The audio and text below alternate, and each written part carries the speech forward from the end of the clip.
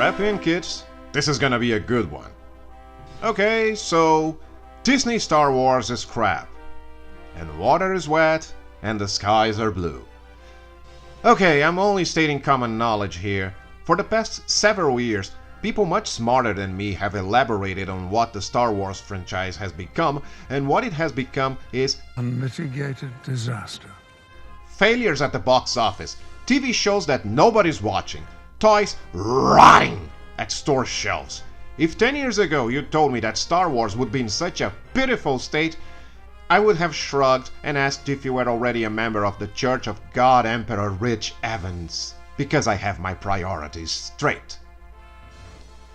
Now, we can blame a lot of things for that.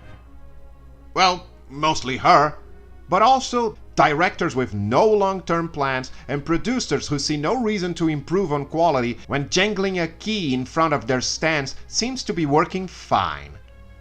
Well, even the jangling of the keys seems to be failing recently, but it's not like they are going to change their ways now and admit that all of the evil YouTubers criticizing their craft were right all along. Anyways, you are here to listen on how I would fix the Disney Star Wars saga, right? That's the title of the video after all. Or did you just see my problematic thumbnail and clicked on it because you expected naughty images of Rey? You dirty bastards! Here you go. Now, hear me out. I believe that there is, well, was a lot of potential in the Star Wars franchise after the original trilogy. It was squandered, of course, but it was there, and I plan to use it to the full extent of my powers. I'm going to rewrite the Disney trilogy, one movie at a time, using aspects of them that I think can be recycled and also injecting some ideas from the expanded universe, something Kathleen Kennedy should have done from the beginning, but as we all know, people fail upwards in Hollywood. So, without further ado, here is how I would fix things in Star Wars, starting with The Force Awakens.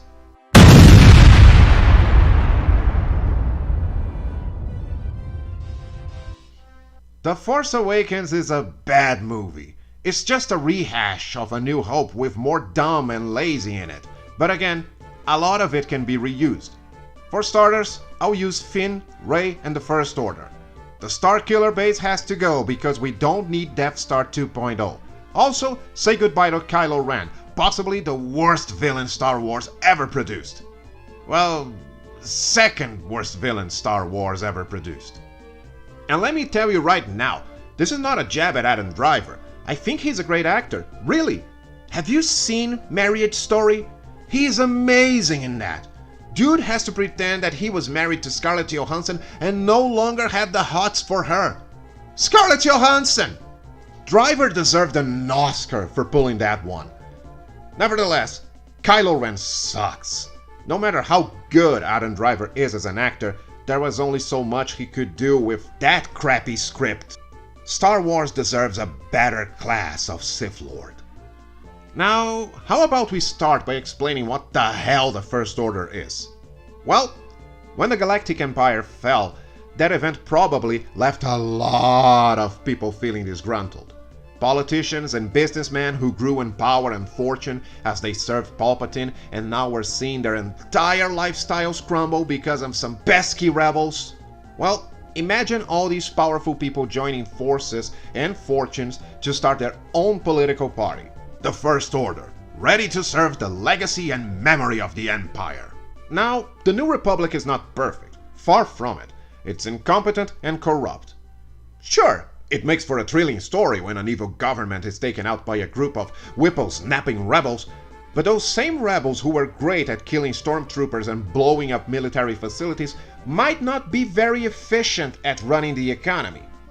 That said, they rule for Coruscant and the inner part of the galaxy, where the elites reside. The Outer Rim planets remain pretty much abandoned, under the control of crime lords with violence and slavery running rampant, and no active voice in the Galactic Senate. The First Order moved into such places, cleared them of crime syndicates, and gained a lot of control in the Outer Rim. Remember Age of Ultron? How the Avengers were not well received by the population of Sokovia because Hydra being a presence in that country actually improved the life of its citizens? Same thing here. The First Order is evil, but they make life better for the planets ignored by the Galactic Senate. It would not be hard for them to find allies and soldiers in such places. Thing is, the First Order would remain a diplomatic dwarf within the Senate. The New Republic would allow them a few seats, but they would not have any active voice in it.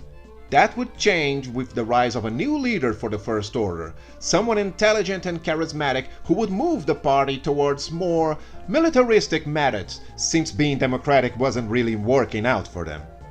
As for who this leader would be, I'll reveal it in due time. Hey, gotta keep people watching the video. I need that retention time! No, it's not Admiral Tron. So, all this happens as soon as the second Death Star goes kaput and Palpatine goes ah! Wind the clock forward 30 years and the First Order became a force to be reckoned with their own little private army, Starfleet, a small but solid representation at the Senate, and the support of more than a few planets around the galaxy. Okay, let's establish where the heroes from the original trilogy are now, almost 40 years after their adventure. Leia became a member of the Senate and did her best to try and keep the New Republic from crumbling before it even properly started. She married Han Solo, they had 2 kids, twins, Jason and Jaina. The kids were force sensitive and began training with their uncle, of whom I will speak in a minute, and all seemed well. Until it wasn't! As the years passed, Leia was forced to see the Republic be consumed by the same greed and incompetence she knew was the reason that allowed Palpatine to gain power in the first place. She fought tooth and nail, but it was a losing battle. She peacefully retired from being an active senator in her old age and decided to be a diplomat, traveling to planets and negotiating with local leaders in name of the Republic, trying to prevent the expansion of the First Order as much as she could. Han never left Leia. He's not gonna be a deadbeat dad in here. He was there with her, raising the kids, being a great husband, and acting behind the shadows, using all of the connections he accrued during his years as a smuggler to find out the shady dealings the First Order had. He is the reason Leia is privy to all the massacres and destruction perpetrated by the group against every dissenting voice on the planets they now control. Chewie is still here, of course, following his best friend everywhere, like the good doggo that he is. Who's a good boy? Who's a good boy? Who's a good boy? Good boy? As for Luke, he started a Jedi Academy. Obviously, having his nephew and niece as their first students. He would travel the galaxy after future prospects, and in mere 20 years, his academy became known all over the place. He had some spats with the Republic since the politicians wanted the Jedi to live at Coruscant and serve the Senate like they did in the time of his father, but Luke refused, saying that the Jedi should be a force, no pun intended, separated from politics. They are, and should always be, guardians of peace, having no allegiances except for justice.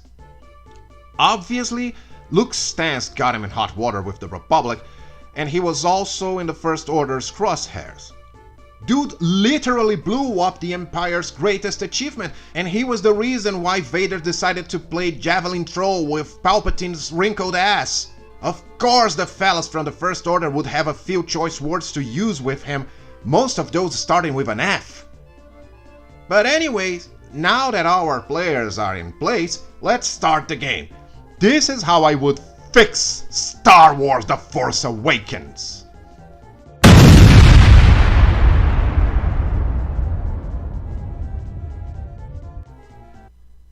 Movie starts, title on the screen, John Williams music plays, text scrolls explaining all the crap I just told you, and here we go.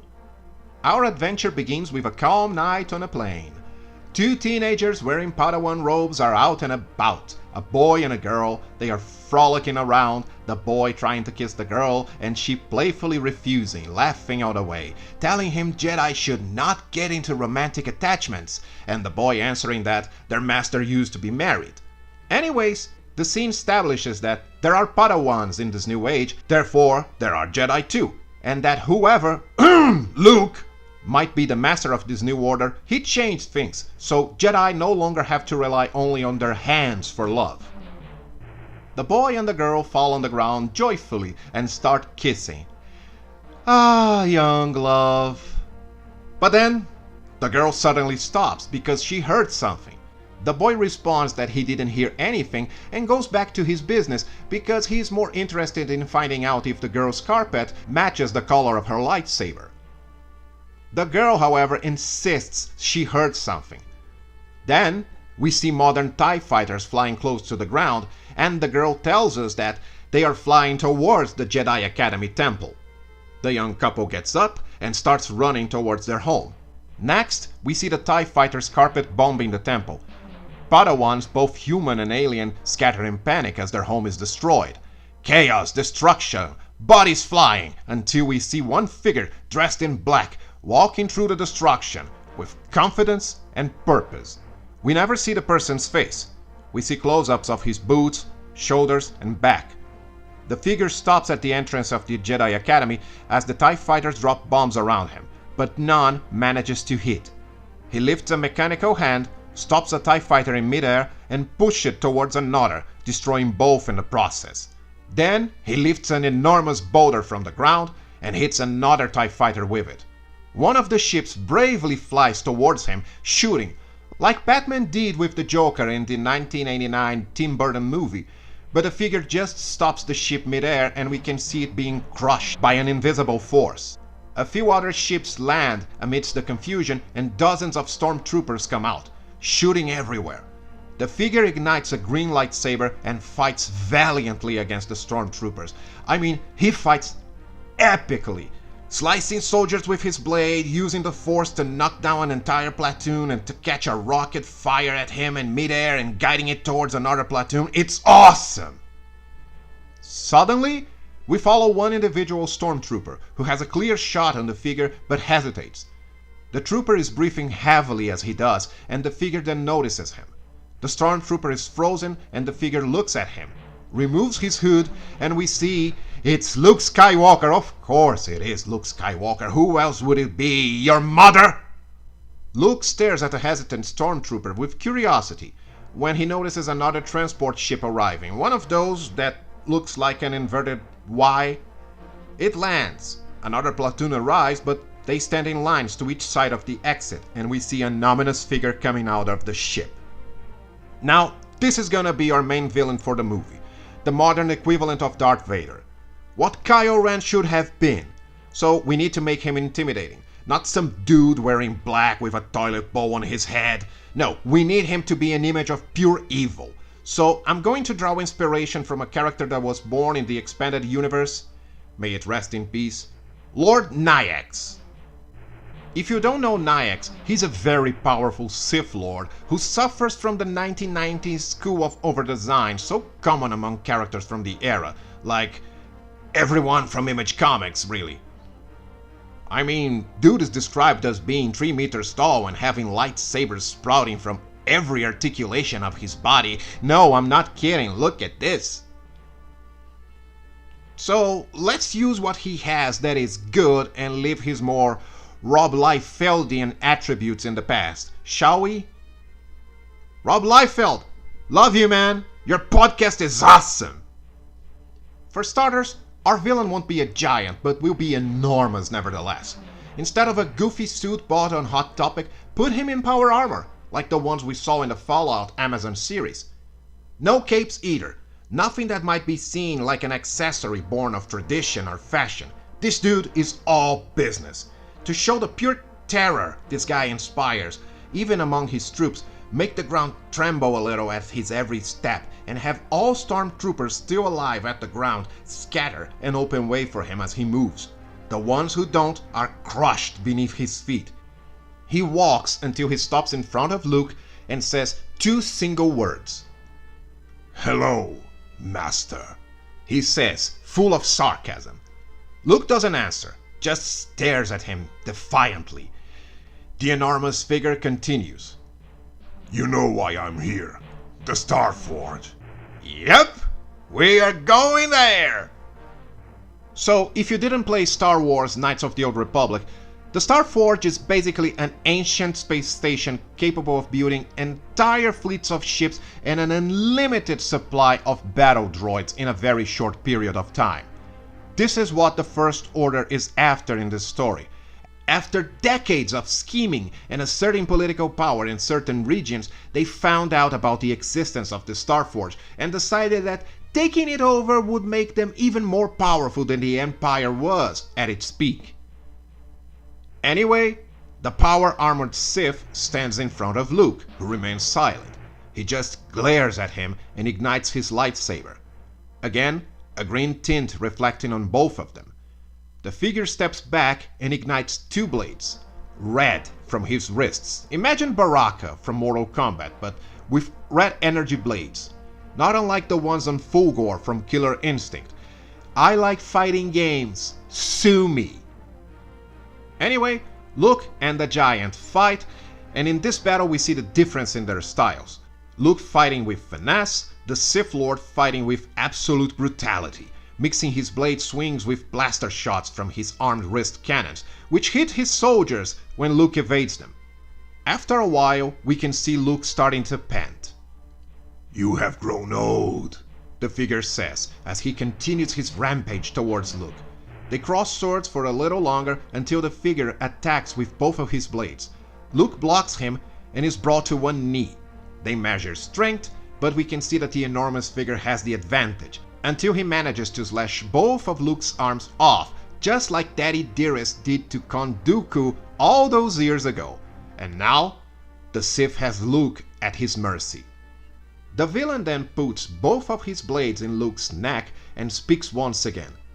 "Strong you are with the Force, but not that strong, old man." As he says this, the stormtroopers round up all the Padawans, have them in their knees, and with guns pointed at them. The figure stands in front of Luke, who is at his knees, and demands once more. "The Starforge, where is it?" Luke just gulps. He says nothing. The figure nods to his stormtroopers, one of them executing a Padawan. The figure speaks again. "Give me the location of the Starforge, and what is left of your Padawans will be set free." Luke remains in silence, looking at the figure with nothing but contempt. The figure gestures again, and another Padawan is executed. The camera shows that the next ones in line are the couple of teens we saw at the opening, both of them crying. The figure asks again, "Where?" Luke closes his eyes, heartbroken for what is happening, as the figure gestures for his soldiers again. Before the next shot is taken, Luke finally speaks. "Stop! I don't have the location. No one does!" That's my Mark Hamill, by the way. The figure stands tall, stares at Luke and says, "We shall see about that." He gestures one last time, and all his soldiers open fire at the Padawans, as Luke yells, "No!" before being knocked out by the figure. The scene changes to the interior of a starship, the outside of a door, with two stormtroopers guarding it. We hear screams from the inside, and after a while the door opens. The massive figure in power armor comes out, glares at the troopers, and orders them to take the old man to his cell. As he does so, an officer appears and says that the Chancellor wants to see you in her destroyer, Lord Tyra. That's the name of the villain, Darth Tyra. One, because it sounds similar to Tyrant, and the other reason I'll tell you later. Anyways, the stormtroopers take Luke to his cell and leave him there, but one hesitates. He stays and stares at Luke, so injured and fragile, and feels some compassion for the old Jedi. The soldier takes his water bottle and helps him drink. Luke thanks him and starts a conversation. "What is your name, son?" "F1N, the stormtrooper says. "Not your stormtrooper identification. I asked for your name, the one your mom and dad gave you." "Oh, I'm Finn." "Finn? That's a fine name. Can you take that helmet off? I think I had enough of faceless soldiers for today. My Mark Hamill is starting to become Paul McCartney. Whatever." The stormtrooper agrees and removes his helmet, and he is John Boyega! Of course it is John Boyega. I wouldn't cast anyone else for this role. My man Johnny was done dirty in the Disney Star Wars trilogy, and he deserves much, much better, and I'm gonna give him. Anyways, They continue. Luke asks, "You are the trooper who hesitated to fire back at the Jedi Temple." How do you know that?" Finn asks. "I have an knack for knowing such things. So, where are you from, son?" "Tatooine." Luke raises his eyebrows in surprise and smiles at this coincidence. "Really? Me too. Born and raised there." Luke clears his throat and asks another question. "Why did you join the First Order?" Finn looks at him as if it was the first time anyone ever asked him such a question. He looks down, back at Luke, and answers. "There are no jobs in Tatooine. Not good ones, at least. I joined so I could give my mother a better life." "Is this life what you expected it to be? Slaughtering children? Terrorizing old men?" Finn just sighs and looks down, somewhat ashamed. "Would your mother be proud?" asks Luke. At hearing this, Finn's expression changes to a more severe one. He gets up, puts on his helmet, and says that Darth Tyra will be back for him later, so he should get some rest while he can. Finn leaves the cell, and on the outside we see him stop and look back at the cell door before continuing. There is a scene transition and we see Darth Tyra walking through a command bridge. As he passes through officers, all of them look at him with terror. There is someone in a very practical, albeit elegant, uniform looking through the destroyer window. A woman. Tyra stops a few feet away from her and speaks. "You called for me, Lady Mothma?" This is Mon Mothma's daughter. Remember Mon Mothma? Of course you do! The short-haired MILF, commander of the Rebel Alliance in the original trilogy. The one who said, "Many Buttons died to bring us this information," as we, the audience, gasped and asked, "What the hell's a button?" Now, what would the daughter of a former rebel be doing leading an evil space militia? It shall all be explained in due time, again. For now, let's choose someone to play her. Lena Headey, I choose you! I mean, we need an actress with some serious gravitas on her. One we can believe at a first glance has enough presence to command an entire army and a gigantic killer cyborg. Who better than Queen Cersei herself? And no wigs. No wigs at all. Let her use her natural beautiful black hair. Lena Headey, I love you so much. Okay, so Darth Tyra stops a few feet away from her. She turns and looks at him. Then back to the window, she asks, "Did you get the information from your old master?" I apologize to all British people who might be watching this video. Really, I'm sorry. "No," Darth Tyra answers. "but he will break in due time. Do not worry." The lady, I will call her Mani Mothma because I like alliteration, nods and continues on a small monologue. "My mother was once a part of the Rebel Alliance. Have I ever told you? She helped a bunch of ragtag weakened soldiers to depose the Empire and Palpatine." She stops, contemplative, then continues. "She believed that bringing back the Republic would be the best for the galaxy. Now, look where that dream led us. A corrupt Senate, incompetence, chaos." She shakes her head. "We will fix this, my dear Tyra. We will." She then looks at the Sith. "Try not to kill Skywalker before we get the Starforge location from him. He is old. Don't be too brutish with your methods, at least for now." "Yes, Lady Mothma," he answers, nodding slightly. The scene goes back to Luke's jail cell and we see a stormtrooper entering it. It's Finn. He puts a set of cuffs on Luke and walks him towards the hangar. They are intercepted by an officer and Finn says he was given orders to take the Jedi to Mani Mothma. The officer tells him he needs to check on that and Finn knocks him out and races to a TIE fighter with Luke in tow. As soon as they enter the ship, Finn starts messing with the controls randomly, and when Luke asks him what he's doing, he tells him he's infantry, not a pilot. He's looking for an autopilot or something. Luke sighs, closes his eyes, and the ship's systems start turning on. Luke is piloting the ship with the Force. Finn handles the guns while they take off, making sure he doesn't kill anyone. He shoots around his colleagues and destroys a few unmanned ships. In my version, Finn is not a psychopath who has no qualms in mowing down his former brother-in-arms as soon as he leaves the First Order. The ship leaves the hangar with a few TIE fighters in tow. They evade their pursuers until Luke guides their ship towards an asteroid belt.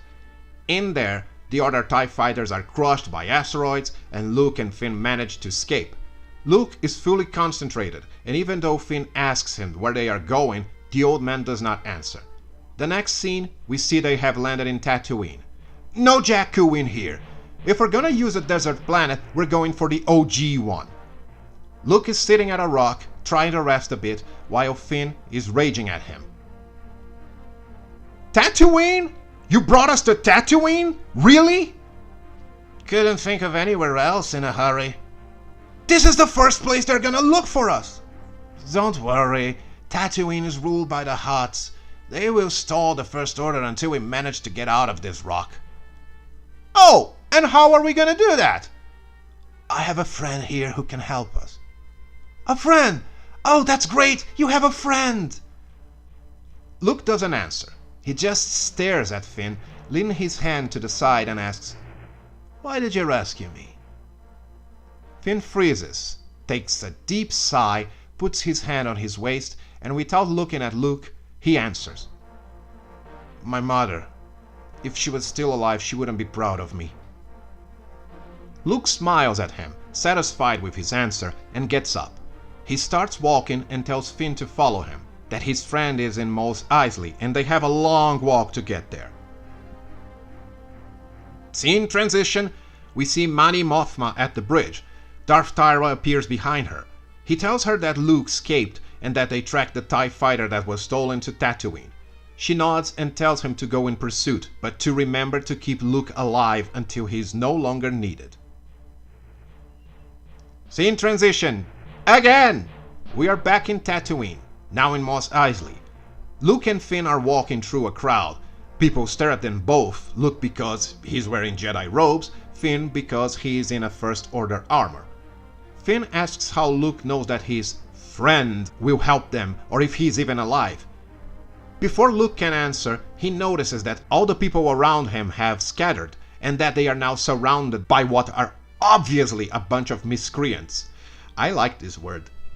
One of the bandits takes a step forward and speaks to Finn. "Oh, what do we have here? A First Order deserter and a Jedi? There is probably a big reward for your heads, eh, boys?" The other bandits start laughing, and then he continues. "How about we take you fellas with us and find out?" Is this Australian? Is this... I don't even know what I'm doing anymore. Finn looks at Luke and asks if he can fight. Luke answers he is unarmed, hardy har, at the moment, and Finn comes to the realization that he will have to do all the fighting by himself. He does. He takes a little beating from the bandits, but in the end proves more than capable of defeating them, using the terrain and his military training as an advantage. After a long battle, he manages to defeat them all. Then he hears clapping, looks up, and sees a girl watching his fight with a smile on her face. "Good work fighting those hoodlums, but then again, you are a soldier, right?" The girl drops from the high place she was sitting and pulls a battle staff. Then she smirks at both him and Luke. "Let's see if you can handle yourself against someone who actually knows what she's doing." I know what you're thinking, and yes, this will be our version of Rey. Now, I don't want Daisy Ridley playing her. I like Daisy Ridley, really, I do, but I can never see her as the scruffy street urchin who grew up to be a badass. No, to me she is more adequate to play a posh law student or the sweet love interest of a rom-com. To play my version of Rey, I would cast Amy Beth McNulty. Okay, hear me out. First, she's an amazing actress. Any of you watched N with an E on Netflix? Of course you didn't, you are all desperate single men. You have no wives or girlfriends to force you to watch a girly show. Anyway, she portrays a girl who has a very fiery temper, but who can also be very sweet. She has a lot of range, this girl, and despite being very feminine, she also possesses a very tomboyish charm, which I think is perfect for the sort of character someone like Rey should be. Rey pulls her battle staff, looks at Finn, then she kicks a stunning baton from one of the unconscious miscreants towards him. She wants this to be a fair fight.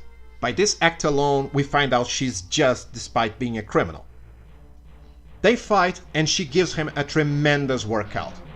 Now, I hate the feminist foo we see in Hollywood movies so often nowadays, where a 40-pound girl beats a 300-ton man with no effort whatsoever, so this is not what we're having here. Rey is at a disadvantage against Finn. He's bigger, heavier, and wearing armor, so she's gonna be smart. She will use the terrain against him, she will target his head, since he's helmetless, the back of his joints, since the protection offered by his armor is faulty in such places, and when he manages to pin her on the ground and gain the upper hand on her, she grabs a small flash grenade from her necklace and uses it to disorient him and break free. Eventually, Finn manages a strike of luck and punches her in the mouth. He gloats about that, but stops as soon as she starts crying. We can see the guilt in Finn's face as Rey tells him she was just testing him, that she didn't want to hurt him as she sobs. Finn approaches her and apologizes, and the girl uses this to knock him out. She looks at Luke and says, "Your friend needs to learn a lot about women." And Luke just rolls his eyes. The scene transitions and both Finn and Luke are inside a dingy place, in a cell. Finn wakes up, asks what happened, and Luke tells him that the girl knocked him out and brought them here. Finn gets angry and Luke tells him to save his strength. They have more pressing matters. A Gamoran, one of those big guards from Return of the Jedi, opens the cell and takes them out, guiding them through a dirty palace full of suspicious figures, until they are in a throne room and a laugh echoes through all the place.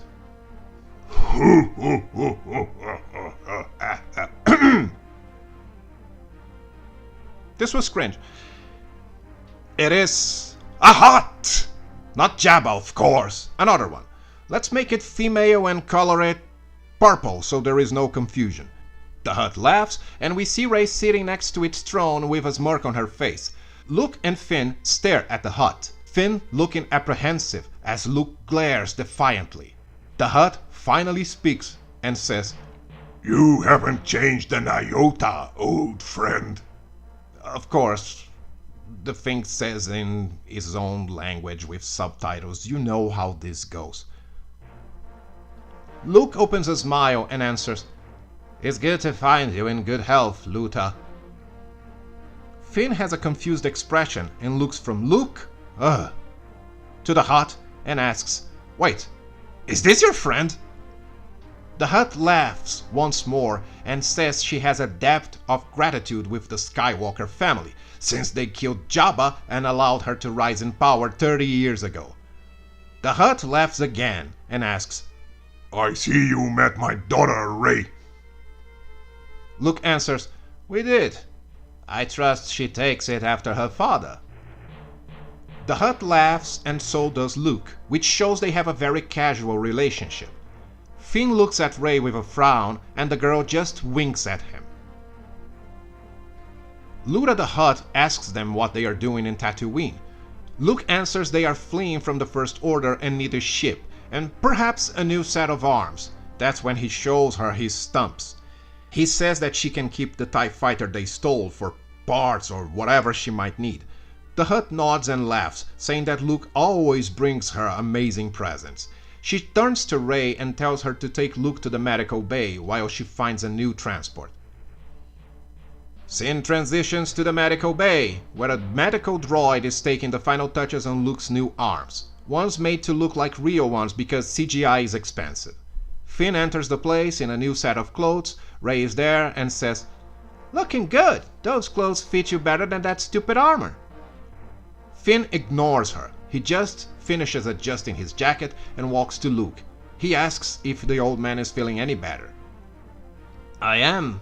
Much better. State-of-the-art arms. Almost as good as the real thing." "What about the ship? Did your friend—" "The ship is ready. Mother sent message that it is waiting for you at her hangar. She got you a transport with a cloaking device. She must really like you, old man, Rey says without being asked. Thank you. I think it's time for us to leave then. I don't want to cause you any trouble. Before Luke finishes, everything shakes. An alert goes out in Lord of the Hutt's palace that they are being attacked by the First Order. Which would have been a much more efficient way of rescuing Han Solo in Return of the Jedi. As Mike J and God Emperor Rich Evans said on their commentary track for the movie, why didn't the rebellion just fly a few X-Wings and drop some bombs at Jabba's door, then order him to release Solo? Why go through all that convoluted plan to... whatever, at least we got Bikini Leia from that cavalcade of silliness. Anyways, they are under attack and race to the throne room. A monitor shows AT-AT walkers on the outside shooting at Loda's fortress, and her soldiers respond in kind with big-ass cannons. We get to see a spectacular battle between them both, and Loda orders them to leave, as she holds the First Order for as long as possible. She also orders Rey to take them to the hangar, so they can depart properly. Before they go, the Hutt calls Finn's attention and throws a thermal detonator for him to catch. For luck, she says.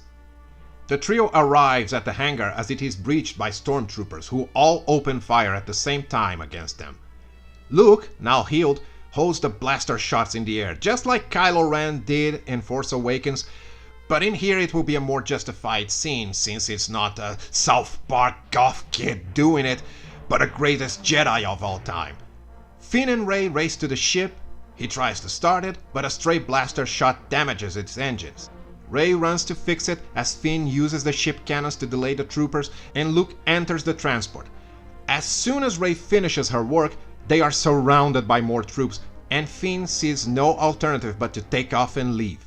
Rey starts screaming at him, protesting that she can't leave her mom, but Finn only apologizes, turns the cloaking device on, and departs. As they leave the palace, we see it surrounded by dozens of AT-ATs and soldiers. Oh! Oh no, you again. In the beginning of this story you said that Finn could not pilot a ship and Luke had to do it with the Force, and now he's piloting a ship. Why is... He found the autopilot in this ship, okay? Okay, let's move on. When they reach outer space, Luke is taking a nap in the ship's cockpit. The last few days finally taking their toll on him. Finn goes to check on Rey, and as soon as she sees him, she gets up, marches at him, and punches him in the gut, yelling at him for abandoning her mother like that after she helped them. He apologizes again as he gasps, and they get into a shouting match. Finn getting the upper hand as he tells her that if they stayed there, they would probably be all dead. She raises her fist again, but he doesn't flinch. She scoffs and sits again, hugging her legs and crying in anger. Finn sighs, sits next to her, and explains he knows how she feels. That he grew up on Tatooine, and it was only his mother and him. That he had an opportunity to leave and join the First Order so he could have a better life and provide for her, so she wouldn't have to be a junk trader for the rest of her life. That he was proud of himself, but always felt like he abandoned his mother, a feeling that only got worse after he returned to Tatooine to find out she had passed a few years prior. Rey's expression changes, her anger subsiding a little, as she hides her face behind her knees once more and opens up, telling that Loda is not really her mother. Finn looks at her with a "no shit" expression and smiles, the girl chuckling a bit at it and wiping her tears. She tells him that her dad was Loda's personal bodyguard, so she grew up around the Hutt and her crew. When her father died protecting Loda, the Hutt decided to take care of her, as a debt of gratitude to her dad.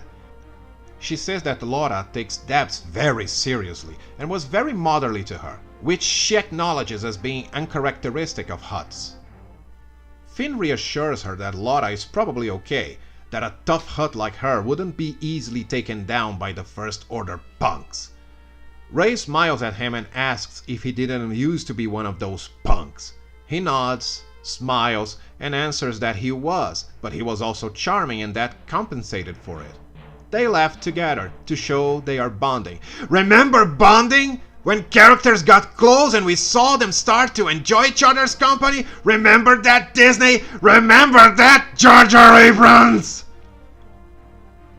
Anyways, as they laugh with each other, an alert goes off. Finn and Rey race to the cockpit thinking they are being trailed, but the ship is almost out of fuel.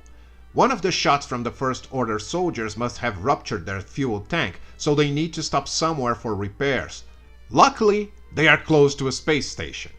They stop at a place, leave their ship, and decide to walk around looking for parts with which they can fix their transport. After they find a vendor with the part they need, Finn notices that people are making way for them and staring. That's when they realize that both his and Luke's faces are printed in enormous holographic wanted signs all over the station. The First Order offered an enormous reward for them. The trio decides to make a run for their ship. Luke uses the Force to push away anyone attacking him. Finn and Rey fight against the hoodlums at the place, helping each other and bonding even more as they do it. They get to the hangar, and as they see their ship, we hear a whistle. A missile flies towards their transport and blows it away.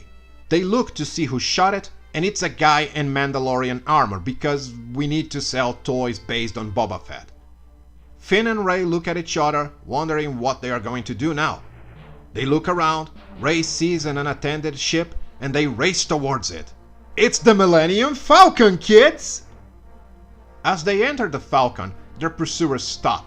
Finn and Rey go to the cockpit, try to start the ship, and hear a roar behind them. It's Chewbacca. Of course it's Chewbacca. Finn tries to do the heroic thing and protect Rey, but Chewie holds him with one hand and starts strangling him, until we hear Luke's voice. It's alright, Chewie, they are with me. Chewie lets Finn go, runs to Luke, and hugs him enthusiastically.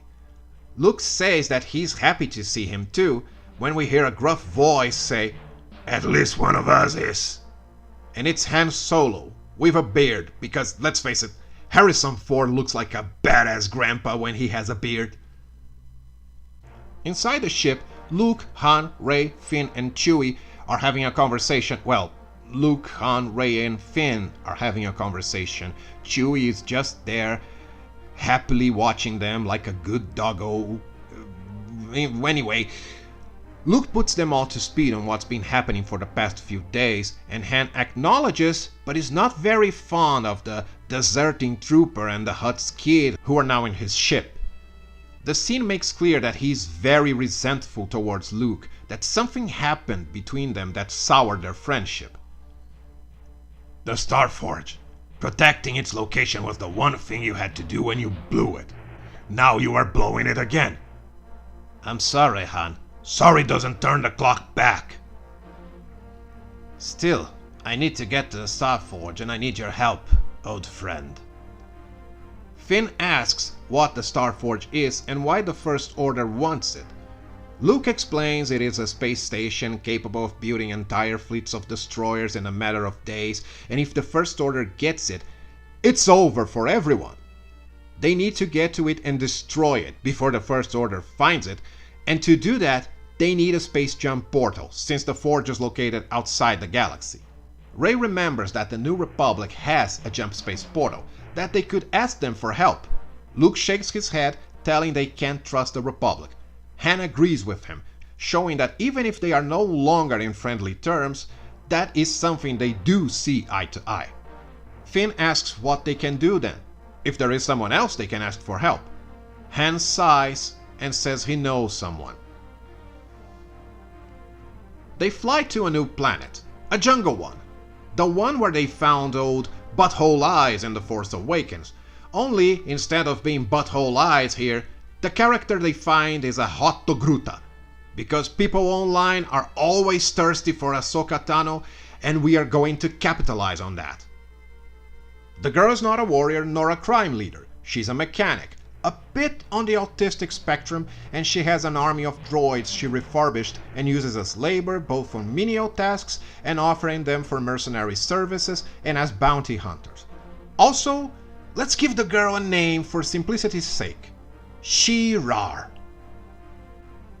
I am not very good with Star Wars dumb conventions for names. They meet Shirar. She knows Han and asks if he still works as an errand boy for the Republic. He corrects her and says he is a diplomat and that his job is to mediate between the Republic and those who do not like the Senate very much. The girl just mutters, errand boy, and asks what they want.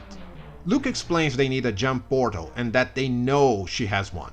He then asks for the portal location and the command key to use it.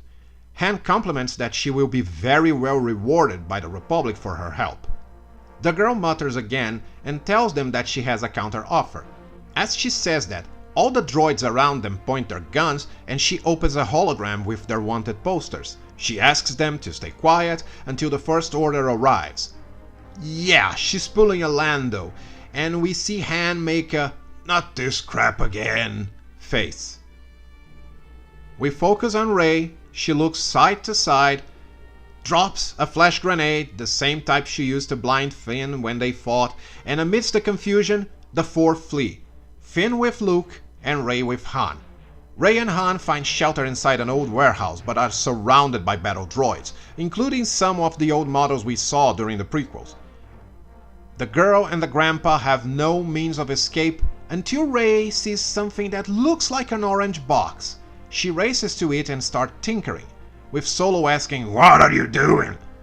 The box lets out vapor and transforms into a droid, who looks at Rey and speaks. Statement: this unit has been reactivated. Analyzing. New master detected. Acknowledgement greeting. It's a pleasure to meet you, new master. I am HK-47, protocol and assassination droid, at your service. Question: what is your name and what are my orders? We are going there!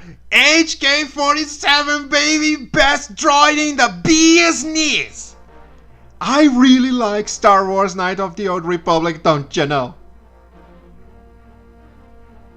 Rey stares at HK, dumbfounded. She takes a second to recompose herself and orders him to fight the droids outside the warehouse. HK acknowledges and leaves. Next thing we know, he is decimating every other battle droid with no difficulty whatsoever, using weapons hidden in his body and taking the ones that his opponents drop. Han and Rey take this time to return to the Falcon and meet Luke and Finn already there, thanks to the power of convenience. As they prepare to take off, they see HK running towards the Falcon and Rey allows him in. I mean, wouldn't you?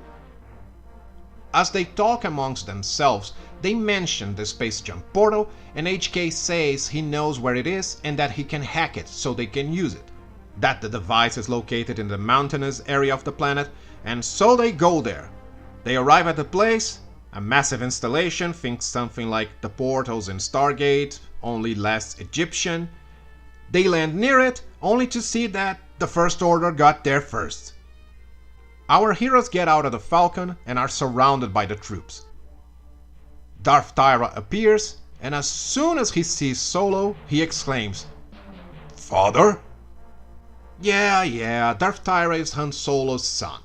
Look, it was done in the expanded universe, the whole Han and Leia's kid become a Sith thing. I believe it's a good way of creating conflict and drama, only The Force Awakens crapped the bed when it had the chance to tell this story. So let me show you how to do it right. Besides, if you speak Guarani, you already knew that.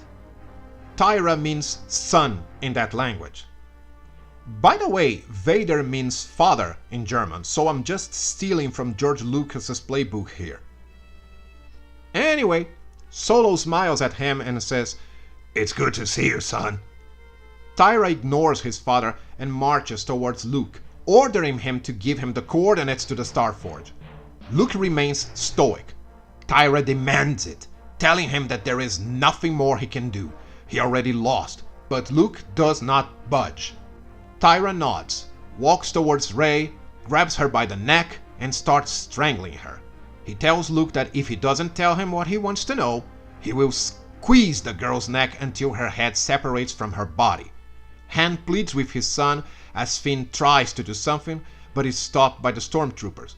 Luke closes his eyes, pain in his face as it's made clear that he will not bow to Tyra's demands, even if Rey has to die. Then, HK-47 comes to the rescue. He shoots Tyra, making him let Rey go, and starts massacring troopers left and right, a one-droid army. We hear him say, "Statement. War mode activated. Priority. The safety of my master." HK is battling the troopers, Finn is helping Rey regain her strength, and as soon as she does, they start fighting too. Luke tries to get to the portal, but Tyra stands in his way. You got new arms, old man. I'll enjoy cutting them off again. Luke stares at him with anger, but that's when Tyra shows him his green lightsaber.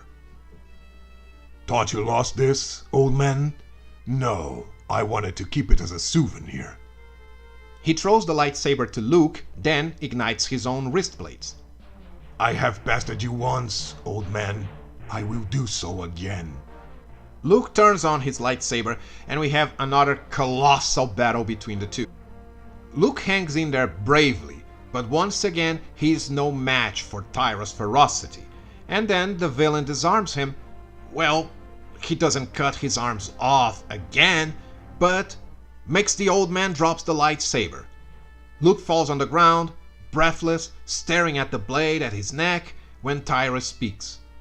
You are willing to die and let others die to protect the Republic? I am not surprised. I haven't forgotten what you did to my sister and I. No matter. I don't need you, old man. I will find the Star Forge by myself. As he prepares to deliver the final blow, we hear a "No!" and Finn jumps in to save Luke, the old master's lightsaber in hand, and he starts attacking Tyra. He does put up a good fight, but Tyra easily overwhelms him. He's about to kill Finn when Rey attacks him from behind with her staff. Now, Finn and Rey are fighting together as equals because that's how you make a strong female character. You make her as competent as the man, not an insufferable Mary Sue. Do you get it, Kathleen Kennedy? Anyways, they fight Tyra until he manages to impale Rey with his blades and toss her aside. Finn roars in fury, attacks him with all he got, but Tyra simply slaps him away. The villain orders one of his men to use the command key they got from the Hot Togruta to open the portal. He looks at Finn and tells him to stand aside, traitor. Rot with your new friends and leave to regret the choice you made. The portal opens and they can see an ice planet on the other side. Tyra walks to the portal and stops in front of it. He orders his men to gather the transport and contact Lady Mothma to... Before he can finish, Finn lunges toward him, impales the cyborg with Luke's lightsaber, and uses the Force to push him through the portal. Then he grabs the thermal detonator Laura the Hutt gave him, activates it, and drops it near the portal. He races away, grabs Luke, Chewie grabs Han, HK carries Rey's body, and they all go into the Falcon that manages to escape the detonation that destroys the portal and everything in a 1-mile radius just in time, thanks to the power of "we need this to have a happy ending somehow." At the Falcon, HK sprays medical foam in Rey's injury, while Finn stays by her side, holding her hand, caressing her hair, with a very worried look on his face. Statement: condition stabilized. However, my master still needs to be put in a Bacta tank for full recovery. Rey awakens and looks at Finn with tenderness. Finn smiles at her and asks how she's feeling. Rey says, "Like I was just impaled by a monster." They both chuckle, and Finn tells her to rest, that she will be fine. Rey nods and dozes off. Finn kisses her on the forehead, looks at HK and asks him to take care of her. The droid answers, "That is my duty, meatbag." Finn chuckles and leaves. Luke meets him outside and tells him to not feel bad, that it wasn't his fault Rey got injured. Finn answers that if he was stronger that wouldn't have happened. Then Finn asks, "What I did to Tyra, that was the Force, right? The thing Jedi can control?"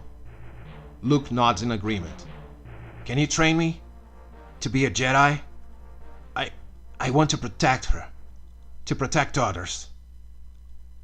Luke smiles and then puts a reassuring hand on Finn's shoulder. Next scene, they are in the ship's cockpit with Han. Luke and Han exchange glances. Han asks about Rey. Finn says she looks fine for now, and Han then says that they need to find a new portal. He asks if Luke is ready to do it, and Luke sighs and says they have no other choice. Cuts to Coruscant. We see the planet from the ship's cockpit, and the next scene, they are arriving in a landing pad. Luke, Han, Chewie, and Finn leave the ship and are received by a comitive of soldiers. Coming from behind them is Leia. Luke and Leia stop in front of each other, but before they can say anything, the movie ends. Credits roll, John Williams' music plays, we will see everyone again on The Last Jedi. Yes! So, this was my version of The Force Awakens. Honestly, I think it does a much better job of establishing new heroes and villains, at the same time it pays homage to classic characters. At least a better job than the slope Disney served us did. Anyways, this video is already long enough as it is, so I'll just leave you guys for now.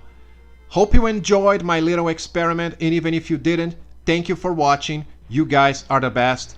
And a special thanks to my friend Ruggero, who helped me write this little monstrosity of a fanfic. I'll be back very soon, but until then, always remember, there are no bad ideas or bad characters, only bad writers. See you guys!